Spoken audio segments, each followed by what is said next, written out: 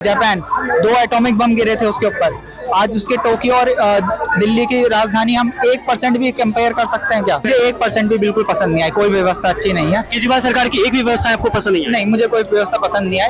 पूरी दुनिया को पता चल रहा है ना कितनी डेवलप्ड सिटी है हमारी, 230 बिलियन डॉलर्स की जीडीपी वाला एक कैपिटल, इतनी पॉल्यूशन है उसके अंदर। सीवर सिस्टम वो बनाया कहाँ है? सीवर सिस्टम बनाया कहाँ? आप कैसे कह सकते हो बनाया? ये सीवर सिस्टम बनाना नहीं कहते। अगर वो बना होता तो नदी गंदी नहीं होती, अब तक वो साफ होती। यमुना नदी जो प्रदूषित हो चुकी है, जिसको लेकर सरकार, केजरीवाल सरकार बोलती रही है कि मैं इतना साफ कर दूंगा कि अगले साल लोग नहाएंगे, लेकिन अभी देखा जा रहा है कि ये सब पट लगा के और नेचुरली वहां पर लोग नहीं जा सकते, यहाँ पर अपने छठ को पूजा कर रहे हैं। इस पर आप क्या कहना चाहेंगे? यमुना प्रदूषित है, इस पर क्या कहना चाहेंगे? यमुना प्रदूषित सिर्फ सरकार की वजह से नहीं है, हम इंसानों की देन है कि हमें यहाँ मतलब ये छोड़कर हमें यहाँ करना पड़ रहा है। लेकिन व्यवस्थाएं तो सरकार की है ना, आम जनता प्रदूषित करती नहीं है, लेकिन व्यवस्थाएं इतनी तो टाइट होनी चाहिए ना कि कोई प्रदूषित ना करे। तो सरकार की व्यवस्थाओं पे क्या कहना चाहेंगे? वो तो थोड़ी देखो कमी सरकार में भी है, थोड़ी कमी हम में भी है। ऐसा कोई सब एकदम दूध के धुले हो। क्लीनिंग टेक्नोलॉजीज और we need the treatment plant. Delhi का जो ऑलमोस्ट पॉपुलेशन है 3 करोड़ अबव है, जीडीपी ऑलमोस्ट दिल्ली की है 230 बिलियन डॉलर्स है। ऑब्वियसली बात है 230 बिलियन डॉलर की जीडीपी वाले छोटे से एक कैपिटल के अंदर हम एक नदी क्लीन नहीं कर सकते। और ऐसा नहीं है कि पूरे वर्ल्ड के अंदर कोई नदी क्लीन करने वाली कोई टेक्नोलॉजी है नहीं। लंदन की थेम्स और रिसेंटली जो गुजरात के अंदर थेम्स नदी साफ हुई है, तो पूरे यूरोप में कोई नदी गंदी है ही नहीं। हाँ, तो जब वहाँ क्लीनिंग टेक्नोलॉजी हमारे यहाँ क्यों गंदी है? इवन अभी जस्ट स्पेन के अंदर बाढ़ आई, 3 से 4 दिन के अंदर उन्होंने क्लीनिंग प्रोसेस स्टार्ट कर दिया है, तो वहाँ पे क्लीनिंग प्रोसेस स्टार्ट हो सकता है। और इवन स्पेन जो है वो 500 बिलियन डॉलर्स वाली जीडीपी है, उससे हाफ है ना। 3 करोड़ की जनसंख्या है। क्या हम इतने टैक्सेस पे कर रहे हैं? मैं आईटी के अंदर वर्क करता हूँ, मैं इतने सारे जब टैक्सेस भर रहा हूँ, वहाँ पे जब मैं टैक्सेस भर के आता हूँ, जब मैं गाड़ी खरीदता हूँ उस पर 25% से ज्यादा मुझे टैक्स देना पड़ता है, जीएसटी देना पड़ता है। उसके बाद मैं जैसी गाड़ी लेके आता हूँ उसके बाद मुझे रोड टैक्स भरना पड़ता है। उसके बाद जब मैं अपनी गाड़ी में तेल डलवाता हूँ मुझे पेट्रोल टैक्स भरना पड़ता है। उसके बाद मैं गाड़ी की सर्विसिंग का कुछ भी काम करवाता हूँ मुझे उस पर टैक्स भरना पड़ता है। मुझे खाने पे टैक्स भरना पड़ता है, मुझे जीएसटी भरनी पड़ती है, स्टेट जीएसटी भरनी पड़ती है, सेंट्रल जीएसटी भरनी पड़ती है। इवन अगर मैं कोई सरकारी काम करता हूँ, मैं ट्रैवलिंग करने जाता हूँ, मुझे वहाँ टैक्स भरना पड़ता है। जब मैं टैक्स भर ही रहा हूँ तो क्या मुझे फैसिलिटीज मिल रही है? तो इसका सिंपल आंसर है, मुझे कोई फैसिलिटीज नहीं मिल रही। और मुझे नहीं लगता कि हमारे जो टैक्सेस रेट हैं वो तो स्वीडन के अकॉर्डिंग है। मुझे लगता भी नहीं, देश की कैपिटल है। आप कोई भी एग्जांपल देख लीजिए, जापान 2 एटॉमिक बम गिरे थे उसके ऊपर। आज उसके टोक्यो और दिल्ली की राजधानी हम 1% भी कंपेयर कर सकते हैं क्या? बिल्कुल कंपेयर नहीं कर सकते। हाँ, मानता हूँ दिल्ली काफी पुराना स्टेट है। पुराना स्टेट वो तो ठीक है, लेकिन आप ये समझिए कि दिल्ली में जो अभी प्रदूषण का जो लेवल है पूरी दुनिया में टॉप मोस्ट है, टॉप प्लेसेस, टॉप सिटीज में आते हैं। तो इस पर क्या कहेंगे? जो पॉल्यूशन के लिए, पॉल्यूशन से निजात दिलाने के लिए जो व्यवस्थाएं हैं उसको लेकर क्या कहेंगे, जो दिल्ली के अंदर अभी चल रही है?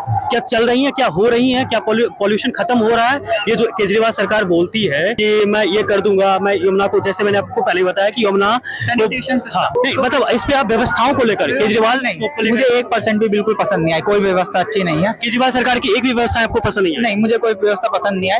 थोड़ा बहुत अगर मैं एजुकेशन सेक्टर को छोड़ के कहूँ तो उसके अलावा मुझे कोई पॉल्यूशन को लेके, इंफ्रास्ट्रक्चर को लेकर दिल्ली बदनाम हो रही है प्रदूषण के चलते। होगी, ऑब्वियसली बात है, और होनी चाहिए। पूरी दुनिया को पता चल रहा है ना कितनी डेवलप्ड सिटी है हमारी, 230 बिलियन डॉलर्स की जीडीपी वाला एक कैपिटल, इतनी पॉल्यूशन है उसके अंदर। चाइना के बीजिंग में भी पॉल्यूशन थी ना, क्लीन कोई होना, उन्होंने क्लीन कैसे कर दी? और अभी के वक्त में थोड़ी 10 या 20% जीडीपी ज्यादा है चाइना के बीजिंग कैपिटल की। तो जब उनका रीजन क्लीन हो सकता है, हमारा रीजन क्यों क्लीन नहीं हो सकता? इवन अगर पूरी दिल्ली के अंदर हम 20% जो ग्रीन एरिया है, फॉरेस्ट एरिया है, फॉरेस्ट एरिया तो बीजिंग के अंदर 15% है, मतलब 5% से हमसे कम है। पॉपुलेशन ऑलमोस्ट इक्वल है, तो वो कैसे क्लीन है, हम कैसे क्लीन नहीं है?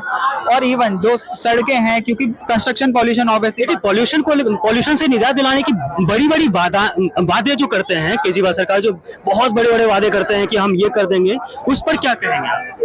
वादे तो देखिए, वो तो बस वादे करके चले गए। पिछले 3 बार से तो वादे ही करे जा रहे हैं, वादे करे जा रहे हैं। वो हर बार बोलते हैं कि हम अगले साल लोगों को नहला के दिखाएंगे, उनको नहला देंगे, उनको नहला देंगे। यहाँ छठ पूजा में सही से इंतजाम नहीं हो पा रहा है। इस पर मुझे तो लगता है बस एक ही काम करना पड़ेगा, हम अगर वोट चेंज कर देंगे तो वो फिर अपने फैसले लेते रहें। अच्छा, तो अब बताइए, जो पॉल्यूशन और ये जो चीजें हैं उससे दिल्ली की जनता को जितना दुख हो रहा है उसको उसका असर दिल्ली में जो आने वाले विधानसभा चुनाव है उस पर कितना असर पड़ेगा? पूरा पड़ेगा, और मैं तो इसी बिहाफ पे वोट दूंगा नेक्स्ट। पॉल्यूशन के बिहाफ पे? पॉल्यूशन के बिहाफ पे ही वोट जाएगा।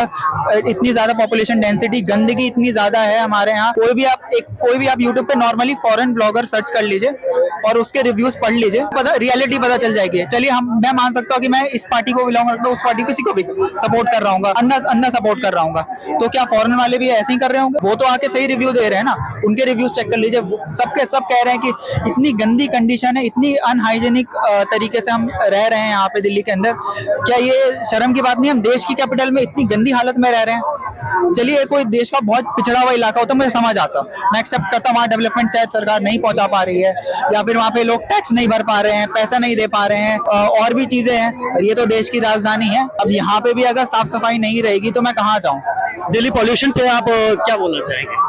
आपका क्या मानना है? और दिल्ली में जो पॉल्यूशन है उसका कितना असर दिल्ली में होने वाले विधानसभा चुनाव पे पड़ेगा? और क्या विधानसभा चुनाव में आप केजरीवाल को फिर से सरकार में आते देखना चाहते हैं? जिस हिसाब से हालात है, केजरीवाल ने वादे करे, बिल्कुल नहीं। अगर कोई ये कहना चाह रहा है कि दिल्ली में पॉपुलेशन ज्यादा है, इस वजह से पॉल्यूशन है, तो मैं सिंपली उन्हें कहना चाहूंगा, पूरी जो पर कैपिटा कार्बन एमिशन होता है, अगर वो हम दिल्ली के पर वासी का चेक करें तो पूरे किसी भी यूरोपियन कंट्री से मिला लीजिए, सबसे कम एशिया के अंदर है, और एशिया के भी सबसे कम अंदर भारत का ही है। तो मतलब पब्लिकली पॉल्यूशन बहुत कम हो रहा है।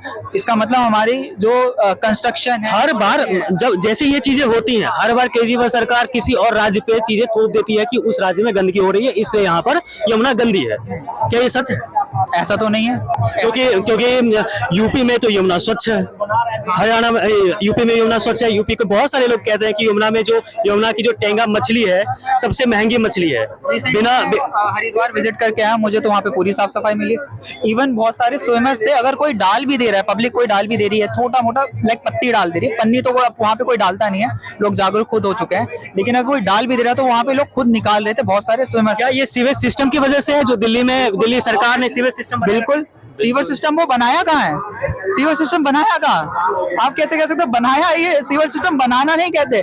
अगर वो बना होता तो नदी गंदी नहीं होती, अब तक वो साफ होती। अगर सीवर सिस्टम कहीं और यूज हो रहा होता तो कहीं और इस्तेमाल होता। और दिल्ली में कूड़ों के ढेर नहीं है, असल में पहाड़ है। उस पर क्या कहेंगे? दुनिया का सबसे बड़ा जो कूड़े का पहाड़ है ऊंचाई के मामले में गाजियाबाद का है, उसे तो आज तक कभी कम ही नहीं कर पाए, कितने सालों से।